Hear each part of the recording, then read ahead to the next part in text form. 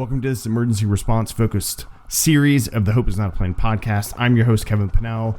I have a history of planning for and responding to disasters like what we're seeing in North Carolina, Virginia, and Tennessee.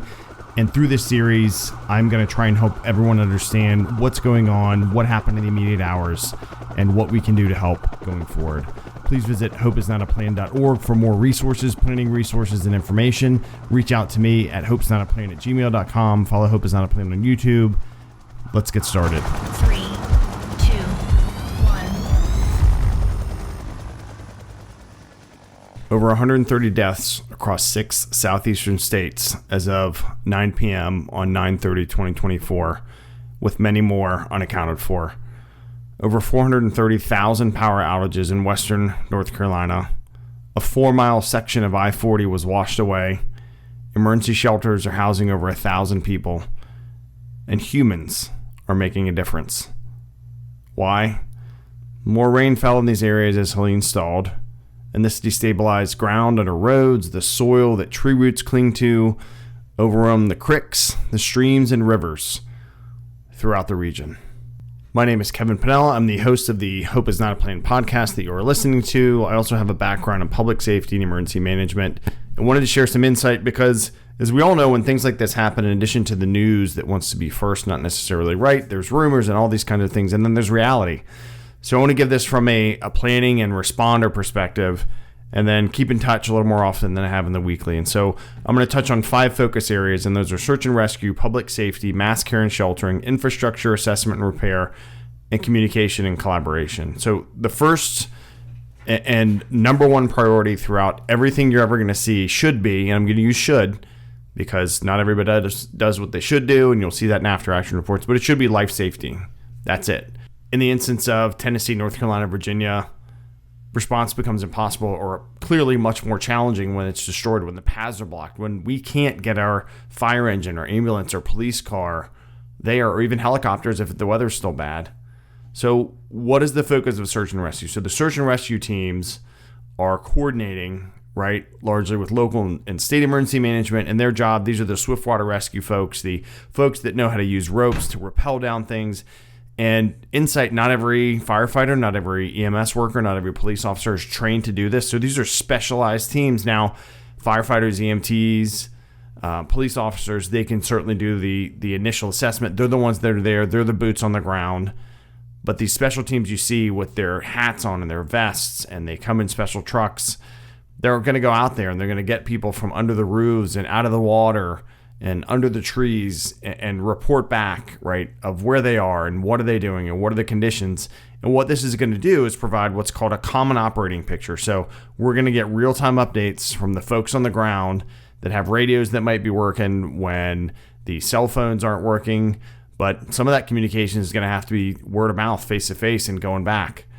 But that common operating picture is critical because the folks in the field are being supported by other folks back at a command post or an operations center with food and supplies and housing and transportation. And what we don't see on the news is a lot of that background stuff, right? What this also illustrates when other folks come to get us is how we could prepare ourselves. There are 4 basic things, 3 that we should each do. 1 is an extra. And these are build a kit, make a plan, stay informed, and get involved. And this is a hindsight thing, but it could start right now for those of us that aren't in these areas that are terrified that this could happen to us. Build a kit, get water, get food supplies, go to your local or state emergency management website to get specifics, but you really want like a 72-hour supply of water. And that water isn't just for drinking. In areas that are hit so bad like Tennessee and Virginia and North Carolina, they're going to have to use that water for everything. Drinking, bathing, and that's a big deal. Where I am in Virginia, I'm under a bore water notice for another week, so I can at least use that to wash things, take a shower, those kind of things. But it's different when you have no infrastructure. But that kit needs to have a certain amount of water. Then you're going to add water if you have a baby and you're making formula, right? It should have your medicine in it that you can't get maybe. Trying to get an extra supply. You can ask pharmacists for that. And then some dry foods, shelf-stable foods, those good old canned foods, but those aren't always the best. There's plenty of food. This is where preserved food comes into play and is a good thing as it lasts a while. So that is a good thing to have in your kit. But look at there's a lot more you can have. First aid kit, that kind of stuff. and then make a plan. What are we going to do if this happens? The fire plan, the flood plan, the earthquake plan. And the good thing is at the national level, they have plans for this, personal ones. Your local emergency management should have these too. And then stay informed. That's the third thing. So we all have phones, many of us, smartphones that can communicate in so many different ways. They can get the latest news, the alerts. Sign up for your local and state alert systems. So when things like this happen or where they're happening, you get alerted to say. That's how we heard about the boil water notice where I am. And have a radio, like a backup wind-up solar charged radio. I have one. They seem really old because they are, but they work when nothing else does. And you can at least listen to a radio station and get some of that. It sounds like kind of the old disaster apocalyptic movie, right, where just the radio is crackly, but it can work. The fourth one I mentioned is getting involved. And for the folks in North Carolina, Tennessee, and Virginia, you had no choice, right? In the immediate aftermath, you're going to get out there, you're going to help your neighbors. I've done that. I've gone and cut trees from across my road here. My son went and helped our neighbors, right? We got hit pretty good with some trees down, no flooding. But you have to do that. In the first minutes, hours, you're going to be on your own, because 911 is going to be completely overwhelmed for quite some time. And we're seeing that. And thank God that good humans are going to help. The key is how we're going to coordinate that. And I'll touch on that here in a little bit. The second focus area is public safety. And not just like police, fire, EMS, but you, the public safety, right? The aftermath of storms, if you've seen the pictures, they're super dangerous. Power lines down. The ground is still super unstable. I mean, that's what caused a lot of the issues with I-40. Trees are still falling because the ground's so wet, the roots just come right up. There's contamination now from sewage pipes, right? So there's poo and pee and other stuff people put in the toilet and chemicals from businesses. That's all in the water, right? So if you're going to use that water, I saw some stories, people using, buckets to flush the toilets. Just remember, that's not just muddy water. It's whatever's in that water from upstream, which could be cows, which is gross, which could be a tire changing place that has a bunch of, it could be all this stuff. So you got to pay attention to that. Run from the water, shelter from the wind. This is an emergency management kind of thing, which means if water's coming, you're not stopping it. You can only sandbag so much. You got to get out of the way. And then you can shelter from the wind. The challenges we've seen, some of these big old trees in the mountains are super heavy. I have those. We have super hardwood trees. And when they fall, your 2x4s that are holding your house up are not going to hold it. So it's a tough thing, but if you shelter from the wind, the most internal structure, preferably a bathroom, not near windows, that's what you want to get to. But some folks had nowhere to go. So this is also where, for our own public safety, our own personal safety, we have to take our health and wellness into account, right? Because we're not living our day-to-day life where it's nice outside, or maybe if it's even raining, but the roads are normal and the creek is the same level and I can drive wherever. You're in a complete disaster state. And if you're not active, don't try and do a bunch of extra stuff unless it's a life safety issue. If you have to get something off someone that's going to die or they're hurt, okay. But if you're like, I think I'm going to go clean up all this stuff in my yard, but I sit around and eat chips all the time, that's when bad things happen. I used to track stats for public health, particularly in the winter, for people falling or having a heart attack shoveling snow. You've heard that before. Same thing can happen when you push yourself too much. You're already stressed because you're in an awful situation. You don't stress your body normally. So now if you're not trying to save your life for somebody else's, leave the debris. And we'll get to that. In fact, that's another step that we're going to focus on. So as the searches continue, as you start to dig yourself out, we're going to quickly transition to a recovery period. Recovery from this should start immediately. And it's hard to think of that when people are in the middle of the worst thing in their life, but it will include debris management, meaning moving the broken, the fallen, destroyed stuff out of the roadways, clearing travel pathways so that additional resources can come get to you. I know in a lot of those areas, particularly in North Carolina, I've seen drones flying, I've seen helicopters, planes. That's all awesome. What we want to, and I've seen a lot of back and forth banter, and I'm not going to get political, but I'll just say, instead of saying, hey, everyone, stop doing these things, the message should be, hey, everyone, it's great you have these resources. Please contact us at X number, and we'll help coordinate all that so we can work together and not be too dangerous towards each other or the folks you're trying to help. It gets really crowded at disasters. The third area is mass care and sheltering. So this is a tough one because I'm going to throw it out there. Emergency shelters are not great places to stay. They're not your home. They're not private. They're loud. There's a bunch of people you don't know, and you don't have all your stuff.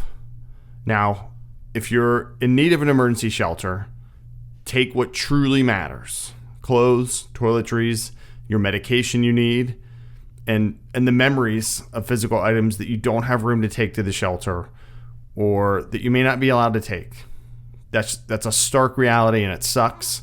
It's going to be a big area full of cots, right? There'll be bathrooms that you have to share, all these kind of things, but you just have to get into this different mindset that you are living to live.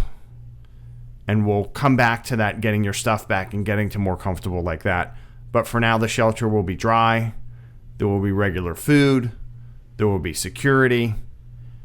And there's a lot to say about that. And it's up to you whether you go to one. There's over 1,000 or so folks, maybe more. Who knows what the numbers? Again, the numbers early are always wrong. So that's an estimate I found on AP News of folks being sheltered now across that region. The fourth area is infrastructure assessment and repair, right? So as the water recedes, which it's crested and receded kind of over the past couple of days, the ground stabilizes hopefully a little bit. Damage assessment teams should be deployed throughout the whole area. And some of that info I talked about before from the search and rescue folks, they've already said what they see, what's going on, but this will be in the daylight. They're not focused on anything else but looking at what's messed up, what's broken, where's the damage. And they'll provide real or near real time. Some use apps on phones, some radios, those kind of things, back to that command post or operations center I talked about, that'll continue to build. So that common operating picture is, here's the life-saving stuff we have to do. Here's what we're seeing in this area, that area, this area.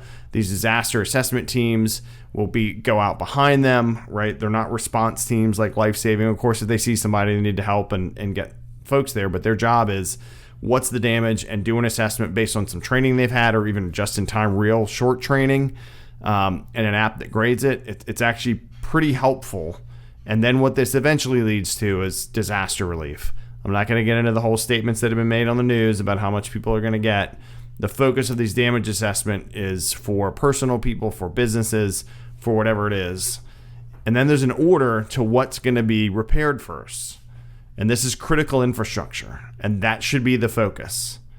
I really like my Xbox, but it's not critical at all, right? So critical infrastructure things are not limited to this, but police, fire, EMS services and stations, right? Keeping us safe, treating us, putting out the fires, helping with who knows what these days. When you get in a disaster, you do much more than your regular job.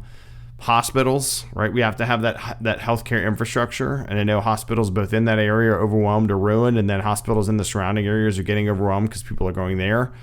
Water, drinking water, right? Or water for cleaning, for all the different things we use water for. It's a critical human need. Sewage processing, right? Imagine those sewage plants, those big water treatment plants we drive by on a normal day, and those are all flooded. All that stuff went somewhere. All that equipment is jacked up. And now we have to rebuild all of that. Power, of course, safely, as we've seen many times, a lot after snowstorms, particularly after this, or hurricanes.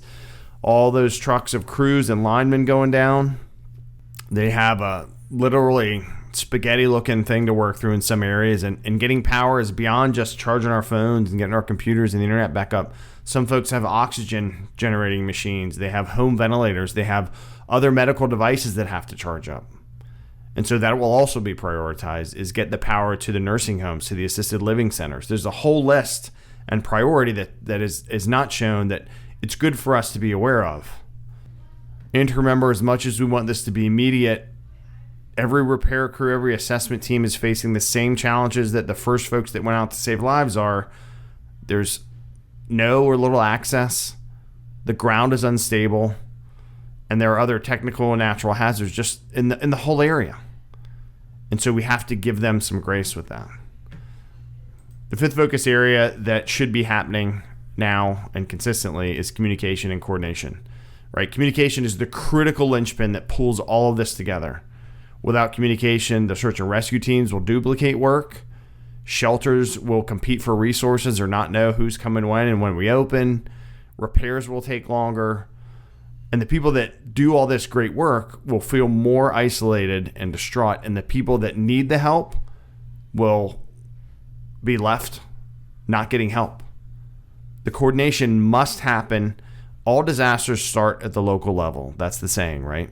And so when they're overwhelmed, which immediately regions in Virginia and Tennessee and North Carolina are, Then they reach out to the state, and the state says, okay, here's how we can help. And if they can't do it enough, then they say, hey, feds, here's how it helps. So sometimes in the news, the federal government gets a bad rap because the assumption is they'll just sweep in, but there's a process. Locally, I got to ask for help. At the state level, I got to ask for help. And at the federal level, I'm like, okay, now what can we do? Now, we know this is a federal level disaster, so right away, all of this should have happened, and every level of government should be working together and coordinating. I have never seen that go really well when every level just works together. They show up and all that. So there's a lot of egos going on right now. There's a lot of jockeying for position and resources. There's so much bullshit that doesn't need to happen, and that's where our coordination should be doing all it can to focus on the people that need the help, not whatever is on your collar or what your title is on your badge. So hopefully the planning, see, I don't leave hope by itself because there should be a plan that's taking place, is focusing on saving those lives and the safety of the people that are there to help them know, here's what we'd like you to do, here's what you shouldn't do, go to this area, don't go to that area. We're sheltering folks. We're trying to get that infrastructure cleaned up before we can even repair it. It's so early still. And again, it's good to remember that communication early in disasters is almost always wrong. So for you, listener, cross-check what you hear. Cross-check what I say. Cross-check what you hear on Fox versus CNBC versus PBS versus your local news, whatever, right? Because a lot of media outlets want to be first, or internet media people, they don't want to be right, or they don't care if they're right. And that's not helpful. So when you get some cross-checks of different things, and you go, okay, I'm hearing the same thing in these areas, that's cool. Or again, the best place in a situation like this is your local emergency management office, who will then have info to reach some of the other resources. So to conclude this, and thank you for staying with this Hope Is Not a Plan podcast emergency response episode, natural disasters are one of the most heartbreaking events that can happen to humans because we are largely powerless to stop them. We can't stop the wind, we are not strong enough to catch the trees, and we cannot redirect an overflowing river. What we can do is help each other. We can expect more from local, state, and federal government. We can use these hard-earned lessons to better prepare ourselves for the next disaster. Because, ladies and gentlemen, there will be one. For those on the front lines of this response, whether you're in uniform on a fire engine or in your jeans and on a John Deere, thank you. Disaster response is exhausting. You will power through these days. You will sleep a little at night. You will eat processed foods. You will be more sweaty, stinky, and tired than you have been in a long time. So, before you head home, take time to yourself. Go cry behind a tree. Hug your teammates. Say a prayer for yourself and those around you. But let it out. Thank you all for listening to this special emergency response edition of the Hope Is Not a Plan podcast. Please visit hopeisnotaplan.org for more planning and leadership resources. You can subscribe to this podcast on Apple, Spotify, and everywhere else where they play podcasts. I want to help those struggling to get through the next day and weeks and months and years in Virginia, North Carolina, and Tennessee. Consider reaching out to the American Red Cross, who takes disaster relief donations, spreads those out to the volunteers. I work with them in very similar situations. They also provide, which is critical for responders and the public, disaster mental health services. To support the children, donate to Baby2Baby, which is literally B-A-B-Y, the number 2, and then B-A-B-Y. What this does is help provide formula and diapers. And I have read in multiple sources and have seen, as you know, there are babies in this area. There is no water. This will help get stuff there. For the pets, reach out to the Humane Society of the United States. They have an emergency animal relief fund. And if you will, pray. This is from 2 Corinthians 4:89. Quote, we are hard pressed on every side, but not crushed. Perplexed, but not in despair. Persecuted, but not abandoned.